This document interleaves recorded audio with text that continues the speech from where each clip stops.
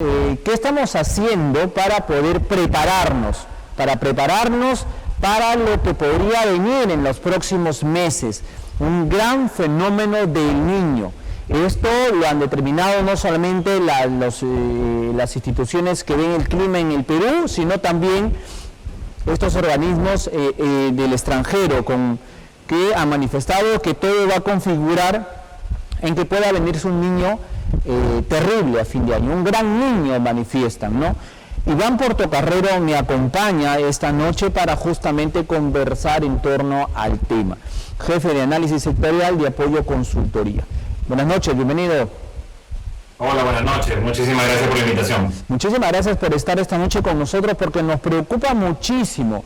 Ya el norte ha sufrido un periodo de lluvias y sigue sufriendo, pero ha habido un pico inmenso de varios días en el cual ya ha visto destruida su infraestructura pública, en fin, o sea, los centros de salud, el alcantarillado, el agua, la agricultura se ha visto golpeada, en fin, ¿no? La pregunta entonces es, ¿qué hacer de aquí en adelante? Primero hay que mirar cómo nos ha afectado, cómo estamos y luego plantear pues algunas estrategias de solución o de prevención en este caso, ¿no? Sí, como tú bien mencionas, el riesgo de que podamos tener un fenómeno del Niño hacia el verano del 2024 es evidentemente alto, entonces tenemos que tomar las medidas preventivas pensando en que esto es el corto plazo, ¿no? Las soluciones definitivas que se están haciendo en muchos ríos, en muchas quebradas, lamentablemente no van a llegar a ese periodo, probablemente alguna por ahí llegue, pero no la mayoría. Entonces, ¿qué hacer? ¿Qué hacemos en el interín? Bueno, una vez más tenemos que pensar en soluciones de mitigación, en temas de corto plazo, pero también aprovechando las lecciones aprendidas que ya nos dejó el 2017. Es decir, no podemos volver a cometer una vez más los mismos errores que cometimos hace 6 años. Entonces, ¿qué es lo que estamos diciendo acá? Primero, aprovechar la logística que ya se tiene instalada. Ya tenemos contratistas en muchos ríos, en muchas quebradas, tenemos contratistas en la quebrada San Ildefonso en Trujillo, tenemos contratistas en el río Tumbes. Bueno, aprovechemos que ya están ahí para darles de una vez también la función de hacer soluciones temporales. Algunos desfogues, limpieza en los ríos, limpieza en las quebradas, no solamente donde están interviniendo, sino en otras zonas de la región. Los contratistas que están en San Ildefonso podrían hacer intervenciones en Virú, podrían hacer intervenciones un poquito más a la sierra, por ejemplo, hacia Otusco. Hay varios lugares donde se puede intervenir y tenemos que aprovechar la logística. ¿Por qué? Porque si nos vamos a lo que siempre se hace, la licitación que tiene que sacar el concurso, el gobierno local, el gobierno regional, toma mucho tiempo. Hay muchas controversias también alrededor de eso y llegamos tarde. No tenemos que evitar eso. Lo segundo, muy importante, una inundación es casi como un terremoto. Entonces tenemos que tener planes de evacuación, ¿no? Defensa Civil tiene que estar y definir, ok, ya sabemos por dónde la quebrada San Ildefonso va a afectar a esas familias potencialmente afectadas, tenemos que hacerle un plan de evacuación hacia zonas seguras. Esa es medida 2. 3, lo estamos viendo ahorita en el norte, ¿qué es lo que está pasando en Piura? No hay maquinarias, no hay motobombas, no hay cisternas. Esperamos a que llegue la emergencia para recién empezar a decir a quién le alquilo, a quién le compro. Si sabemos que el riesgo es alto hacia el 2024, bueno, pues compremos de una vez, estamos a abril del 2023. Incluso para ahorrar costos, se puede hacer un alquiler centralizado, una compra centralizada de maquinaria, motobombas y después repartir a nivel regional. Eso es bastante importante. Y lo tercero, y lo cuarto, que es lo último, ya sabemos qué es lo que siempre termina siendo afectado. Ya sabemos las zonas de mayor afectación. Sí. Si ya conocemos por dónde va a pasar el agua, bueno, pues a estas personas movilicémoslas hacia unas zonas seguras, que puede ser en terreno del gobierno regional, el gobierno local, del gobierno nacional, y que vivan en viviendas temporales, no más carpas. Eso es un mensaje muy importante. No esperemos a que la gente viva en carpas. Llevémoslos a casas prefabricadas. En 2017 familias vivieron en carpas de 9 a 10 meses. Eso no puede ser posible. Entonces, esa medida de prevención se tiene que tomar ahora en abril del 2023, pensando en el próximo año, ¿no? No nos podemos quedar con eso. Efectivamente, lo que acaba de decir Iván es clarísimo, ¿no? El hecho de poder albergar en viviendas provisionales dignas a estas familias que van a ser damnificadas, ¿no? De por sí ya se sabe que las inundaciones, los desbordos van por esa zona.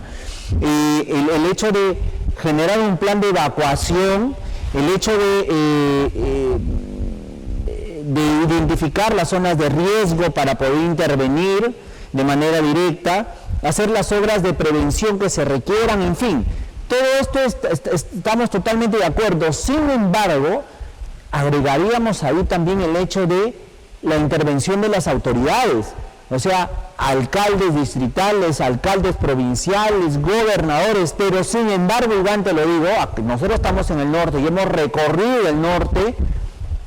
Discúlpame, pero las autoridades electas han dejado mucho que desear, sinceramente, una ineptitud terrible. Tienen un presupuesto para emergencias que no han gastado, el presupuesto inicial de apertura que tienen con las justas ha llegado al 6% pese a la desgracia de sus regiones y de sus ciudades. Vemos, reiteramos, y van ahí una pata que no nos ayuda para nada, que son en este hecho de las autoridades que tenemos. Sí, efectivamente, el tema político influye muchísimo. Tú bien lo has dicho con los datos que has dado de la ejecución del presupuesto. No solamente pasa con el tema de prevención de desastres, pasa también con otro tipo de infraestructura. Por eso es bastante importante que toda la canalización de los fondos siempre sea con criterios técnicos. Entonces, si yo tengo un alcalde que no tiene experiencia ejecutando o que su ejecución es mala, ¿por qué voy a incrementarle el presupuesto a ese alcalde? ¿No? Siempre los mejores ejecutores van a tener que ser los que manejen el dinero. O sea, es por principio de subsidiariedad que está en la Constitución.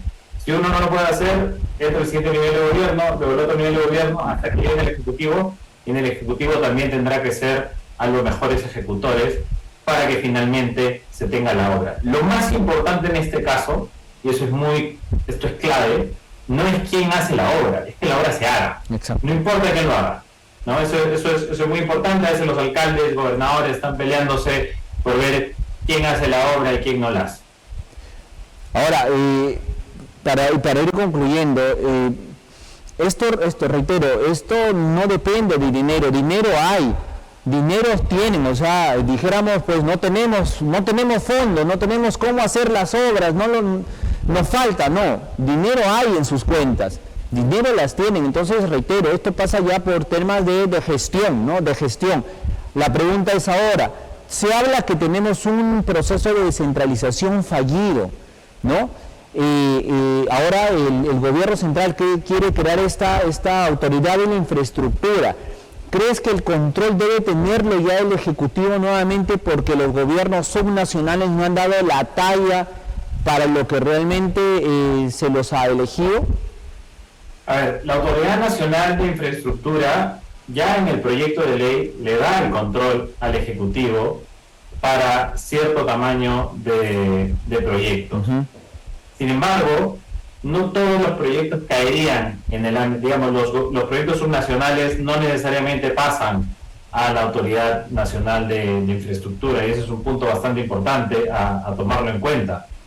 Yo sí considero que algo bien importante es que se restrinja que ciertos proyectos, grandes proyectos, por ejemplo, pasen a esta Autoridad Nacional de Infraestructura, porque vemos que hay mejores capacidades y mayores capacidades ahí. Pero también es algo muy importante, ¿no? Centralizar es correcto, es óptimo, es lo que hoy podría funcionar mejor, pero también es importante transferir capacidades, ¿no? Es decir, si yo voy a desarrollar un proyecto en el norte, pues es importante contratar también a gente del norte para que sea parte de la autoridad y esté en estos proyectos y luego lleve ese conocimiento dentro de la zona. Eso es muy importante, no podemos centralizar absolutamente todo. Podemos inicialmente centralizar estas capacitaciones y que después vayan a las regiones a poder transmitir y finalmente se termine ejecutando todo. De no ejecutarse las obras de prevención y todo lo que hemos conversado en esta entrevista, Iván, ¿a cuánto ascendería la pérdida? Porque se habla que el niño podría ser tan poderoso como el del 82-83. ¿A cuánto podríamos generar, cuánto puede ser la pérdida en el Perú en cuanto al PBI, al desempleo? No sé qué cifra tienes, tal vez por ahí que nos ayude. Mira, yo creo que el mejor punto de referencia, efectivamente, así sea como el del 82-83, 97-98, creo que tenemos una mejor referencia en términos de medición. La infraestructura del Perú es más similar hoy a lo que era el 2017 respecto a lo que era el 97 y el 82. Entonces, la mejor referencia puede ser el 2017. Dos datos importantes. El PBI se perdió 1.5 puntos porcentuales de crecimiento de la economía en el 2017 por el fenómeno del Niño. Regiones como Piura, como Chiclayo, como Tumbes, estuvieron en recesión en el 2017 como consecuencia del fenómeno del Niño, inversión privada cayendo casi 5% en el 2017, por exclusivamente el efecto del fenómeno del Niño, porque también tuvimos el caso de la bajada en esa época, pero solo por el fenómeno del Niño sí, caía de una pérdida de menos 5 puntos porcentuales. En daños a la infraestructura, 3 puntos del PBI. Para que alguien tenga una idea de qué significa un punto de PBI. 3 puntos del PBI, es lo que dio en el 97, por una magnitud similar, algo menos que en el 82-83.